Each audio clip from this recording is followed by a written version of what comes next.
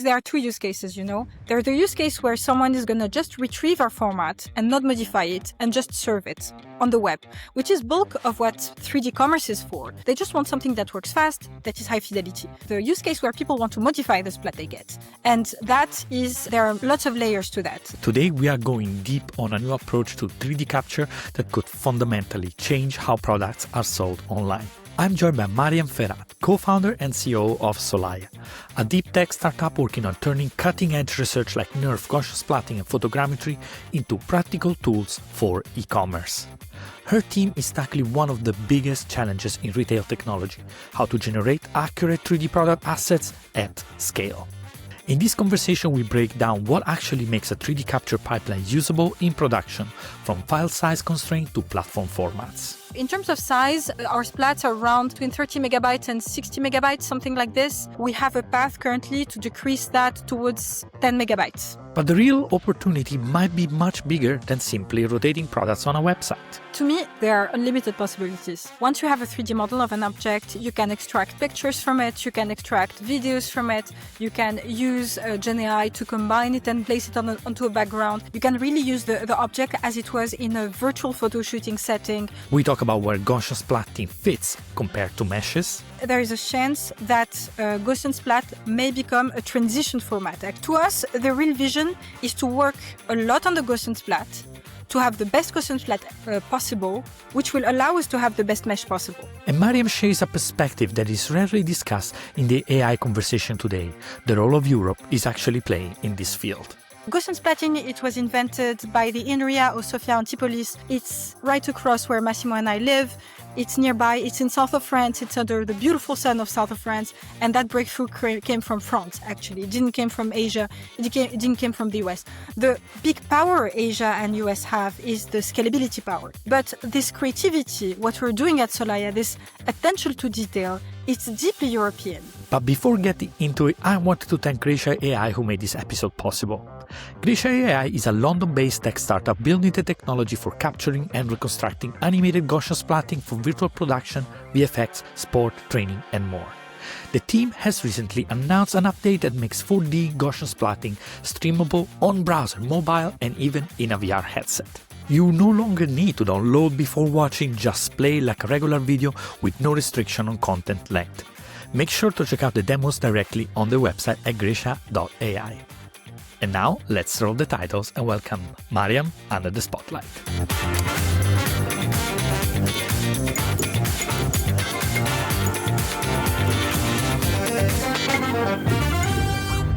Mariem, it is a real pleasure to have you here. Thank you for having me, Gabriel. So, Mariem, 3DGS are everywhere, and there are so many ways of creating this new form of 3D content. I would like to start asking you, how different is Solaya from other ways that can be used to generate 3D Gaussian splatting? Yeah, it's a really good question, Gabriele. And I think it comes down to the history which is behind Solaya. Because Solaya was co-founded by myself and Massimo. Both of us, we're completely outsiders when it comes to 3D reconstruction technology. And we come from a very specific field, which is e-commerce and luxury. We've been sensitized to the 3D format for a long time. We've been manipulating 3D, working with agencies that work on 3D. And we've always seen it as a very hard format to generate, very costly. So we decided to find a solution to that, to find an easy solution. With everything that happened 2 years ago with AI, we thought that maybe there was going to be a solution on 3D. And this is how we discovered at some point 3D Gaussian splatting and the radiant fields technology that allow you to make it simple, a 3D model out of pictures. And coming from this outsider perspective, we decided to build a solution that would make it extremely easy to do. Because ourselves, we weren't able, to go through the different processes that could allow you to have a very high quality Gaussian splat, to go through a very complex capture that also is very much linked to the result and the quality of the result you get out of a Gaussian splat. And we decided to create a solution that could allow anyone to do it, like really someone who has no knowledge about photogrammetry, no knowledge about 3D reconstruction, just the same as we had at the beginning, to be able to do exactly as we do it and through a smartphone, so with a total accessibility to anyone that has the device, be able to have very high fidelity, very high quality 3D models out of a single scan. So this was the whole history behind Sollaya.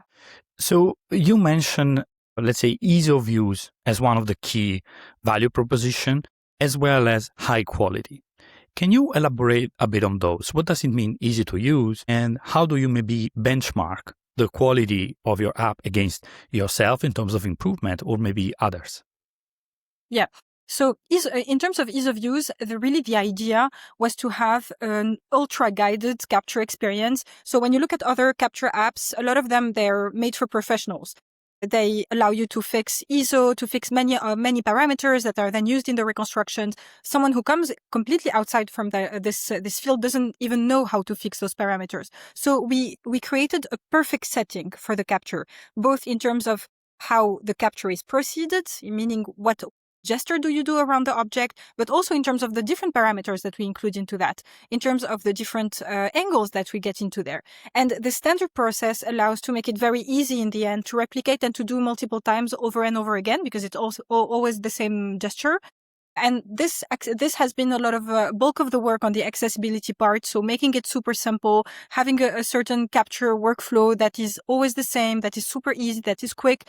Today, our capture workflow takes around 1.5 minutes, 2 minutes for someone to do. And that's fairly rapid and fairly simple versus other capture workflows that, are way longer. And it means also that from our end, we learn to essentially process a video, which is less easy to process than a multiple set of frames that can be higher quality. We learn to cancel effects like blur, like motion blur. We learn to cancel effects like people moving around behind the capture. We went to a big extent to make sure that even someone who does it not the right way, with, a white table or white wall behind and bad lighting, could have a good result.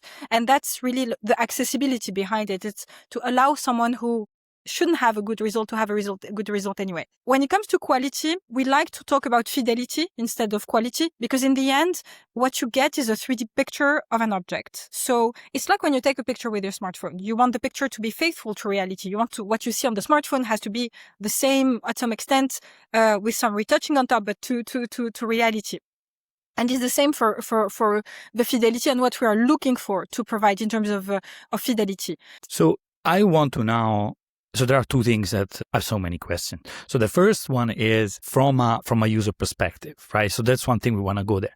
But before, since also the audience tends to be rather technical, right? When we think about a scan that you get out of Solaya with the standard scanning process, what kind of final output can we expect in terms, for example, of number of splats or file size? Because those are very critical things that, of course, also impact the fidelity. It can be a super high fidelity, but it's maybe 10 million splats for a tiny object. That might be tricky. Can you elaborate a little bit on that? No, it's a good remark. And also we're limited in terms of number of splats because we're taking pictures, as you recall, from a smartphone. So we have a resolution which is very finite. There are a lot of people that do, Gaussian splatting out of, professional cameras. Those cameras have much more pixel, much more high frequency details. In our case, it's quite limited, but we were able to do really interesting things with that. In terms of size, our splats are around between 30 megabytes and 60 megabytes, something like this. We have a path currently to decrease that towards 10 megabytes. So we really want, and we aim for something sharp, for the simple reason that we want our splats to be viewable on the web. We want them to be usable on to different platforms, and we want them to load quickly. So we've been working on that and trying to balancing the compression size with the fidelity being always the North Star. We're always trying to do something that's extremely, extremely detailed. And for a platform like yours, right? So how hard it is to adapt to this also evolving landscape of Gaussian splatting formats? Like we have now SOG, we have SPZ, we have compressed PLY. Like, what do you currently support, and how do you see also that platform layer evolving along the technology evolves? Yeah, it's excellent point. We're currently working on our own viewer. We've been working a lot with Play Canvas, and we love the Play Canvas team. We've talked to them since the beginning. Currently, we're working on our own viewer to be able to support our own innovations, which today cannot be supported by externals. Our viewer, because there are two use cases, There's the use case where someone is going to just retrieve our format and not modify it and just serve it on the web, which is bulk of what 3D commerce is for. 3D commerce, what they want to scan something and they want to be able to push that scan onto the web and be able to use that as imagery to sell their product. So they don't want to modify it. They just want something that works fast, that is high fidelity. And in this case, our viewer makes total sense because then we offer the workflow from end to end with a level of quality that we master throughout. Then there's the use case where people want to modify the splat they get. And that is, there are lots of layers to that. There's the layer of conversion to mesh, because today, in terms of exploitation of splats, despite the fact that there are many cool tools that are popping up, there are ways to use them. We're currently exploring them, whether it's to use them in Adobe After Effects. Play Canvas editor allows you to do some stuff. Meshes are still the preferred solutions, the preferred format for modifications and for, let's say, advanced modification, advanced use of 3D. For that, we're working on a conversion to mesh, a pipeline that will allow to transpose the quality that we have on splats onto meshes. This is definitely an ongoing project. For the other in middle, I would say, for people who want to modify splats, then this is a tricky point. In our case, the objective is to be as compatible as can be. We may create different APIs, whether it's to Blender or to Adobe After Effects. We see those two as quite interesting for the use of Splat to be able to exploit our formats. But it will become more and more proprietary tools from our end because we need to be able to support our innovations. Otherwise, the end user won't have the same experience with our format as using other viewers. And this also at the end all boils down to the exact use case and to the user, right? User dash customer. Because you're saying like we want to be able to make sure that anybody can create it, but then at the end, there is like a specific verticals that you're targeting being retail that is going to be the heavy user. So can you maybe tell us a little bit who are the user dash customers and what's the, let's say, core use case? Yeah. So the core use case that we have worked on is the use case of 3D commerce. And 3D commerce is very big when you think about it. It's you have to think of all the products that are being sold online today. And that's huge. You have to think all the second-hand products. You have to think of the first-hand products. And that's a market that we're addressing.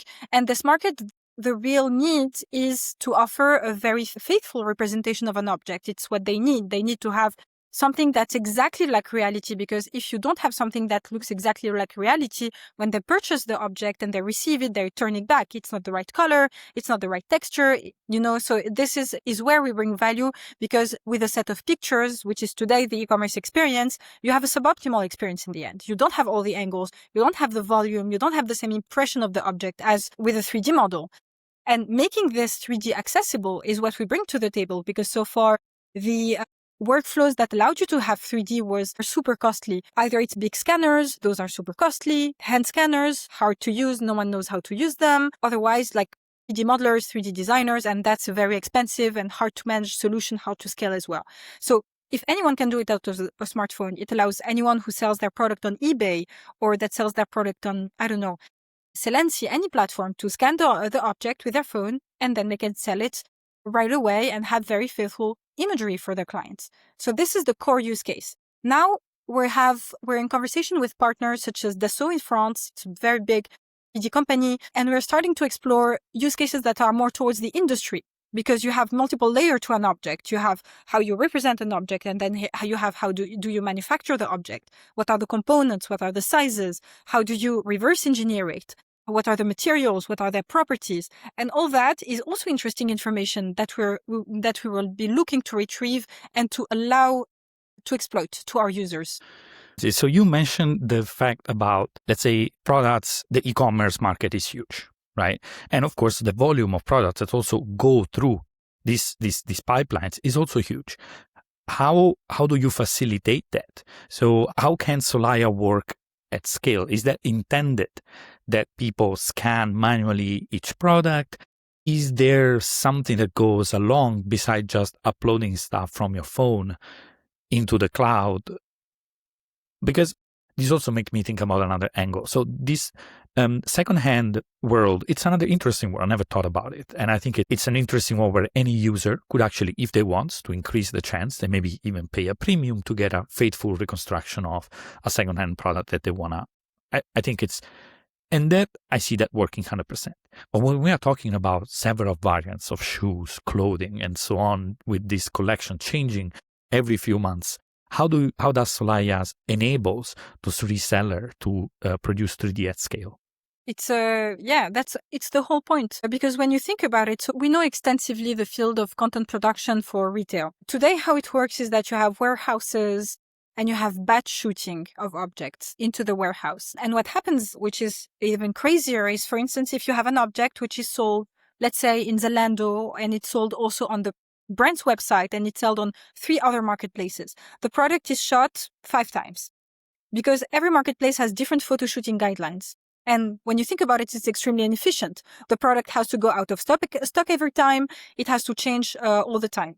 And what we really bring to the table is that you scan the object once, you have one central source for the object, for the content specifications, and then you use that source, you use that 3D model which is built to produce all of your imagery. Okay, so when we think about the use of this 3D asset, right? How do you envision that being used? Because we always think about 3D as an explorable model that you can have on the web, but you seem to hint that there are other ways of doing this. So maybe more broadly, once a reseller got this 3D of an object, being, for example, I don't know, a shoes, a bag, let's keep something simple. Now, what happens? What are the possibilities that this 3D GS, and maybe more important, this 3D GS, not just the mesh, maybe unlock when creating other content? Okay, so when we think about the use cases, then that is unlocked by having this 3D representation of your products. What are we talking about? Because we always think about a product turning on a website, maybe inspecting a side of the product or highlighting a specific feature, but you seem to hint at the fact that the 3D becomes more of a playground for creating, for example, additional assets. Can you give us an impression of what are the possibilities unlocked by having a 3D GS and not specifically just a mesh of these kind of products? Absolutely. To me, there are unlimited possibilities. Once you have a 3D model of an object, you can extract pictures from it, you can extract videos from it, you can use GenAI to combine it and to place it onto a background. And really what it brings on top of what GenAI brings today is that you can really select the angle. You can really use the object as it was in a virtual photo shooting setting where you can pick and select the angle you want to represent. You can select the focal length, and there's so many things that can be done doing that. And yeah, you have also all the AR use cases that are now possible. So you scan something and then you can projecting in augmented reality. It can be very useful when it comes to furniture, for instance. So yeah, a lot of the playground is quite wide beyond the sole, I would say, 3D representation of an object onto a website, which in itself is a good thing because it boosts from the studies we've seen, it boosts conversion around 30%. So it's good for a retailer. It's kind of format that you want on there. But the extra value of Solaya is that not only do you have that, but also do you have everything else. And that becomes an absolute killer in terms of value proposition. Because if you wanted to do this manually, then it becomes extremely costly, and doing it out of a single scan, it's way simpler. So can you elaborate on, you get also everything else? What do you exactly refer to? I refer to pictures, videos, AR representations. Everything is not fully automated for now out of the scan, but those are things that are fairly easy to extract out of. So as Solaya being, let's say, responsible in a way for the whole scanning process, the reconstruction, the having these 3D assets, what else does Solaya do afterward? You mentioned about AR, you mentioned about maybe, I don't know if there is a product inspector or creating images with AI, extracting a mesh. So can you elaborate what else does Solaya do after, let's say, 3DGS has been reconstructed? After 3DGS being reconstructed, we don't have a huge number of things right now inside the app in terms of post-processing. In terms of post-processing, for now, we just orient the object to serve it in a clean view that the user will be able to use. We correct white balances to make it as homogeneous when it comes to color as possible. We have a lot of things in the books, though, to allow users to exploit more easily the 3D model.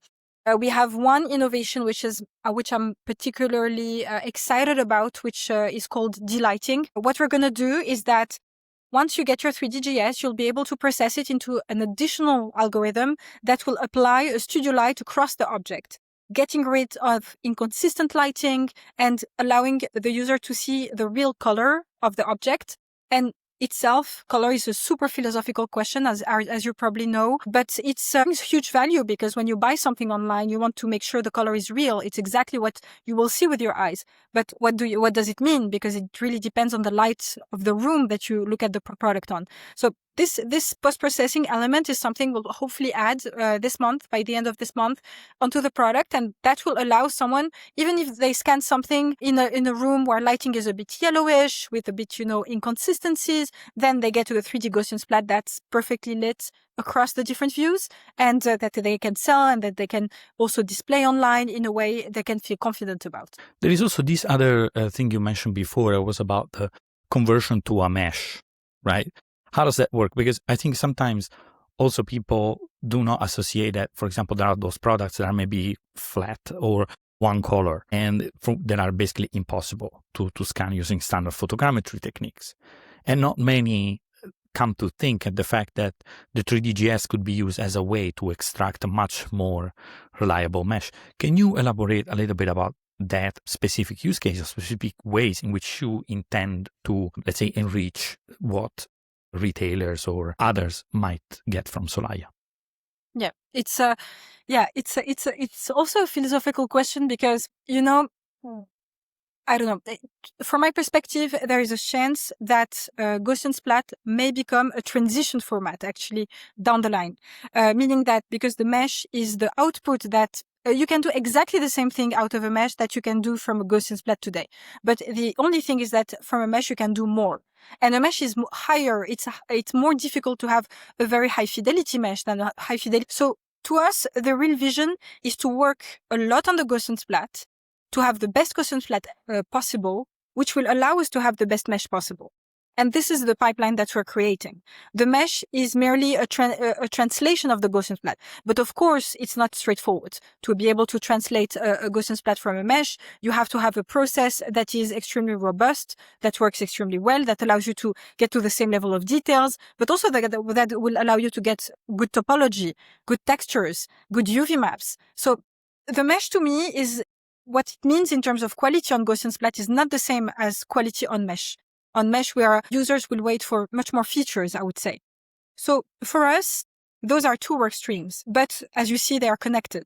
We want to have the highest fidelity Gaussian Splat. We will serve to have the highest fidelity high fidelity mesh. And on the mesh, we will look to create even more textures to match what quality means when it comes to mesh. So when you think about specifically to, let's say, especially in retail, right? One thing that goes very strong are configurators because they're interactive, people can, and I know this is still future talking, right? And because again, with Gaussian splatting, we are totally not there, or at least not to my knowledge. But that being said, let's say, how do you see that evolving in time? Like, what kind of technological advancement, or instead, let's say, maybe ways in which objects are captured are needed in order to unlock that kind of like more interactive experience around this 3D GS that so far are just beautiful but static? There are many things. There are a lot of works that touch on the modifications and the use of Gaussian Splats and the interaction that you can create out of Gaussian Splats. It's interesting because one of our advisors is Sébastien Deguy. He's the former founder of Algorithmic, and currently he's working on a new age Pixar company with little furry monsters, and those are super cute, but they're extremely heavy to manipulate when it comes to 3D. He has to have like Houdini specific pipelines, and so we wanted to explore together how we could transpose those into Gaussian Splat, because fur is extremely well reconstructed in Gaussian Splat, and then you can animate it, but you have something way lighter in terms of animation. So in the field of VFX, I see many use cases like these for Gaussian Splats where animating them makes 100% sense, because you have something lighter, you have something you couldn't do before with something lighter, something almost real time. And gaming VFX will benefit a lot from this when you think about it. In our case, it's tricky because the level of precision when we want to modify or animate a Gaussian splat, the level of precision which is weighted by retailer is quite hard to do. It's quite hard to match. And my vision is we will keep, the transition to mesh is going to help a lot. It's going to be mainly how it's going to be used and exploited, and it will allow fine-tuning, post-processing on those formats for, those users and the animation and the degree of expectations in terms of fidelity. There will also be, in my opinion, a lot of benefits from Gen AI. Gen AI being the main way, when you look at the papers that touch on the modifications of Gaussian Splat and the animation of Gaussian Splat that deal with that. Benefit from all the advancement in Gen AI videos, in Gen AI image-to-image models, to be able to move closer to and closer to the capacity to modify, the capacity to extract content from Gaussian Splat. But it all depends on what you want to extract from it. If you want to extract from it a movie, if you want to extract from it a little game, or do you want to extract from it pictures and videos? Pictures and videos, that Gen AI can fairly help. Video games and movies, I think that bettering Gaussian Splat will have a lot of influence into having a content that is way more efficient.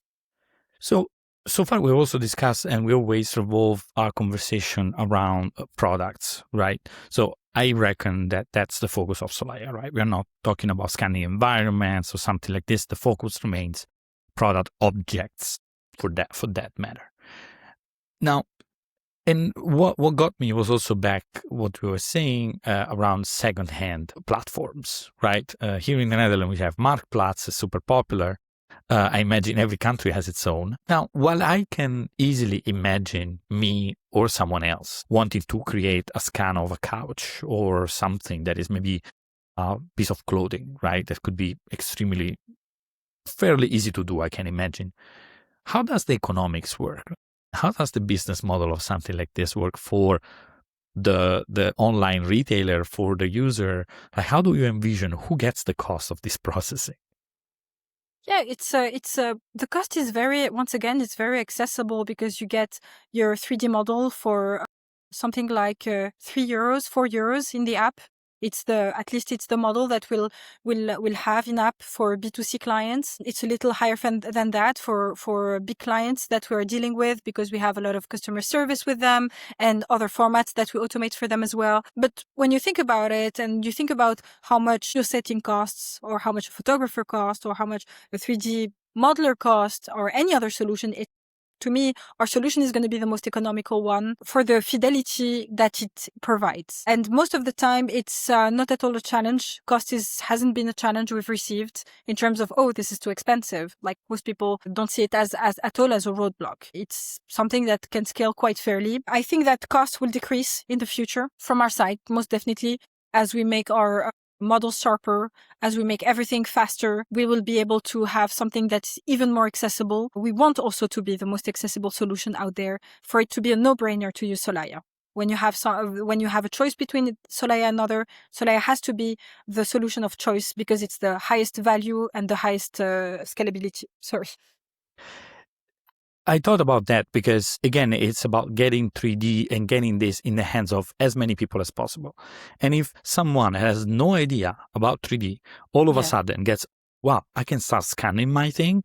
3D is actually becoming serious now and it's not even that complicated. I think this is more like the thought, the moment that you don't just see it on an Amazon website, that is, of course, God knows how much it costed. God knows what was the pipeline or the process in order to create it. So this brings me also a bit to the way this 3D is experienced. Like, how hard would be, for example, to implement this in an AR app or something that instead people can experience? Can you tell us a little bit of the process of getting that model to view the experience in a variety of formats, maybe on the web by the consumer?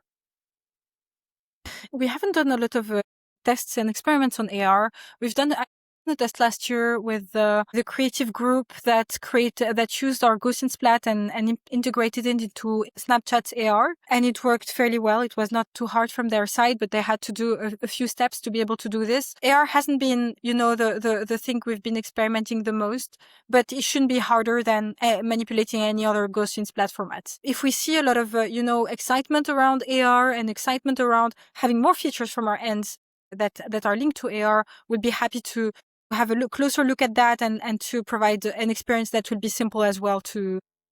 And what about the web? So in a sense, like you mentioned that you now have your own web viewer. How can people that create these scans then share this POI? Do they need to rely on their own infrastructure? Do you support that? Is there an embed? How does that work? Yeah, it's up to the customer to really. We do have a system that's based on links that can allow a user to host and to use our 3D model onto their website, and we host them. There's a system like this one. Currently, what we're doing and what we're going to launch first is 2 plugins, one with Shopify, one with WordPress.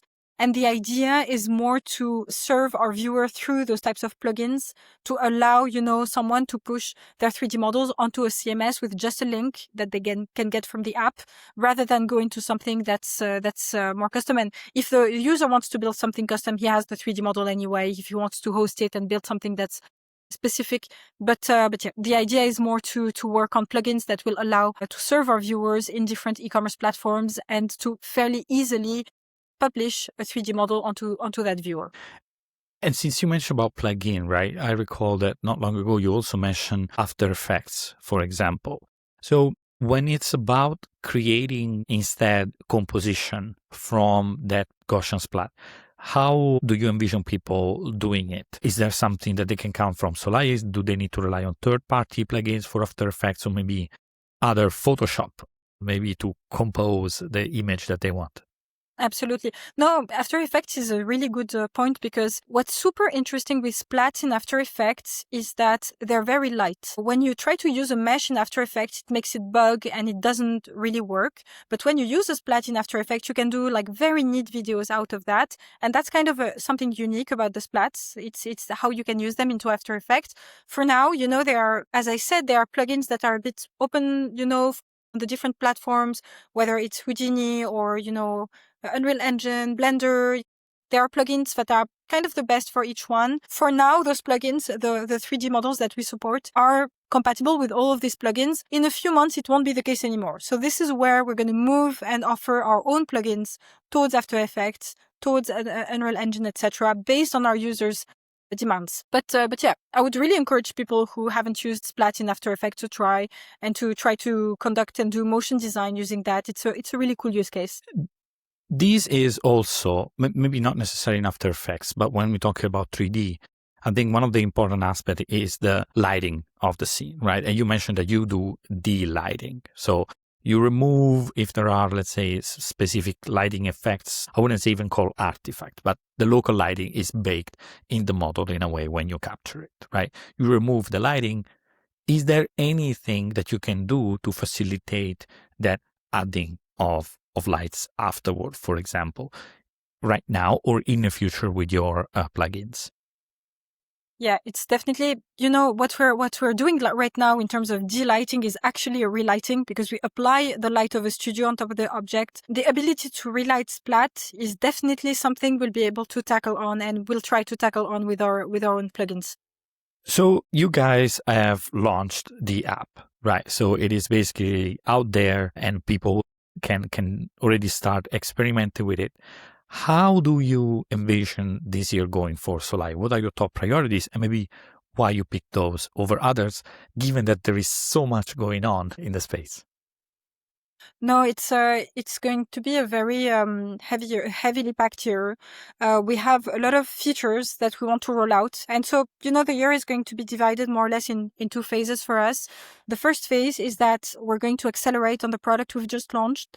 The app we've just launched is like a baseline. We're going to add all the features that we have been preparing on top of this baseline, whether it's the delighting, whether it's the flip also will allow user to flip an object and have the object in 360 degrees. We're going to increase the quality constantly as we've been doing it since we started to, the biggest increase, I would say, will come in a month or so, because we're going to have a huge breakthrough when it comes to reflective materials.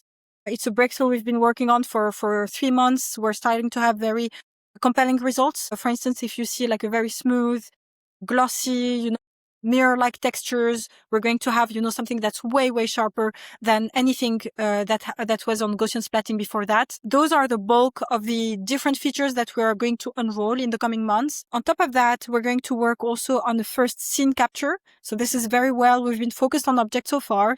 The level of fidelity we offer on object is something that we can very much benefit from to have very interesting scene experiences. And this is something we'll start to work on by, summer, towards the end of this year, because we have a lot of people waiting us on this one. And we do have a lot of things that will allow us to, and a lot of features that will allow us to have a very interesting value proposition on scene as well. So those are the 2 main projects.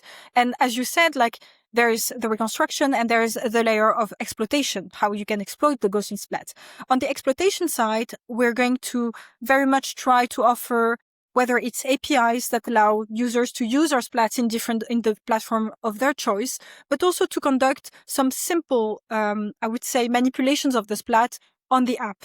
For instance, extract pictures, extract videos, those stuff that we have been asked for a while are things that we can easily embed onto the app, and that we can do in a very, as we always have, and as it is with our DNA, in a way that's very simple and accessible, and a few clicks to get a very interesting result and a very good picture, for instance, of a model.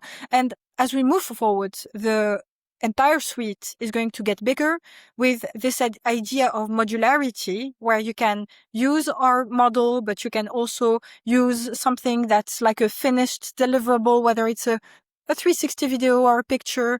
And it's really up to the user to choose where he wants to embed Solaya within his workflow, whether it's a creative workflow or a manufacturing workflow as well down the line. The manufacturing part is also a part that we will be working on quite a bit. We're working towards millimetric measurements, and we want to go to as far as we can in terms of measurements. We want to be able to have something that's very accurate, and it's extremely tricky out of a smartphone. It's very hard. So we're going to put efforts on that front. And we're going also to put efforts onto connecting our 3D models onto other platforms that can allow you to whether 3D print, manufacture objects, understand their components. And that's more how we're going to make our 3D models not only extremely high fidelity and beautiful, but also intelligent and manipulative. Mariem, I do have one last question and a topic I would like to discuss briefly, and that is, how does it feel to be like EU startup tackling one of these challenges? Because we hear a lot of all these American, Asian, I have to say, especially in the field of Gaussian splatting, there is some incredible thing coming from the eastern side of the world. How does it feel to be caught in the middle? I mean, you have to, I think that, it's always something I tell Massimo is that Europeans were like extremely talented people who have completely forgot they're talented. This is Europeans. And they act like they're completely, the Chinese are better than us and the Americans are better than us. They're not. It's not true. When you look at Gaussian splatting, it was invented by the INRIA of Sofia Antipolis. It's right across where Massimo and I live. It's nearby. It's in south of France. It's under the beautiful sun of south of France. And that breakthrough came from France, actually. It didn't come from Asia. It didn't come from the US. The big power Asia and US have is the scalability power. They're able to take something and then make it huge. But this creativity, what we're doing at Solaya, this attention to detail, it's deeply European. You have to be European to go into every single scan and look at very small details and say, no, this is not right. And look at every texture and say, no, it is not right. And to continue doing it until you're satisfied. As Europeans, as everyone, we have to really make sure we don't try to be someone else. Being ourselves and using our qualities that are there, because there are many qualities. We have exceptional scientists. We have exceptional researchers. We have everything it takes to build incredible companies. But if we don't believe in ourselves, if we're pessimistic and always seeing ourselves as lesser than others, of course we're not going to do it. And this is the mindset, the mind shift that has to operate and start being operated. And I'm seeing it, like across Europe, you have fantastic new startups that come out of our generation, whether it's 11 Labs, Lovable, like those guys are doing incredible jobs. They believe in themselves. They're extremely ambitious. This is what we need. And we need this, and we need the same when it comes to financing and the half finance institutions that follow this ambition and start believing also in the European startup ecosystem. To me, it's never been a better time to build a startup out of Europe. There's a thriving ecosystem and there's a thriving pool of talents. So I think is it, Mariem? Now, look, I want to interrupt because the narrative right now, and maybe it's again hearing from these pessimistic voices, right? The narrative that I hear often is that Europe is not investing enough in European startup, and especially when it comes to AI. Now you are saying, and I'm not saying you're wrong. I'm just saying, like, I want to hear your perspective. There is no better time to build a startup. And I would assume, let's imagine it's deep tech startup. Why you're saying that? Like, why? No, but it's, what I was saying is also a message to VCs, because in the end, in Europe, there's a gap between pre-seed and I would say Series A, because there's more difficulty, and it's also structural, to be able to invest in early stages. Is it risk aversion? Is it the fact that a lot of the big capitals are actually, government pension funds? So it's less, it's less ready to deploy than an American fund that takes bets on many different things. And today the landscape is changing because we're not in the short cycles of softwares where you can have a prototype tested on the market very fast. You still have this, but those are, different types of companies.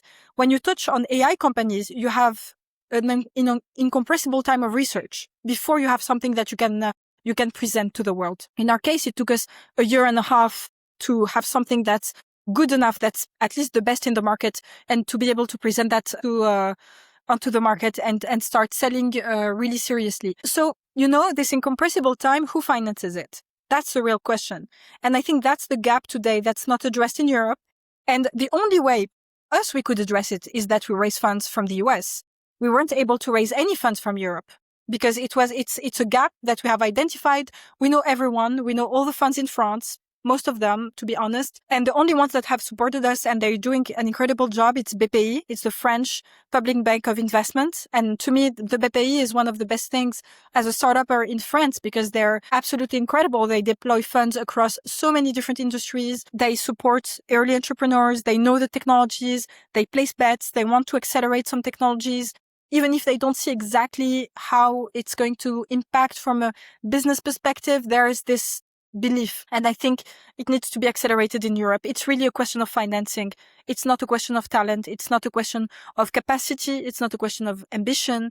It's a question of what are the financial institutions that will allow to build a lot of deep tech companies, not a few deep tech companies, a lot of them. And from that, those companies will emerge, hopefully, leaders that will drag, and that will offer a lot of benefits to our country's economical systems. So, Mariem, do you have maybe one last advice, maybe geared towards women tech founders like you in Europe, how to grow, scale, and push product to the market? Yeah. I think, the most important thing is to select your team right. It's at Solaya, it's one of the most important things. A lot of people that we recruit, a lot of people that join us, they join us because of the team, the quality of the team, but also the attitude of the team. So the most important is to select your co-founder, your first hires the right way, with the right attitude, with the right mindset, because those are the people in the end that you will have the privilege to work with every day, that will have the privilege to, listen to your vision and try to enact your vision. And to me, that recruitment effort is the most important one you can have. Of course, you have to do something that makes sense Of course, it hasn't to be, to follow a tech or to follow a trend. Just to follow a trend, it has to make sense for someone very early on, and that's the most important in the end. And then you build up a team that's fantastical, that believes in it. And I think that's the most important to kick off the first. But it's very hard. The first are very hard. The first hire, the first client, the first fund. Those are the hardest things ever. And if you make them happen, then you can move to the next steps, and this is how startups work. Mariem, thank you very much. It was a real pleasure talking to you. Same. Thank you, Gabriele. Thank you very much for listening in. If you like the show, remember to leave a rating on Spotify, Apple Podcasts, or a thumbs up on YouTube. It really helps me keep doing this and shine the spotlights on the greatest founders and makers, pushing the boundaries of XR and AI. Also, make sure to check out the show page xraispotlight.com, where you can find more conversation like this one. Till next time.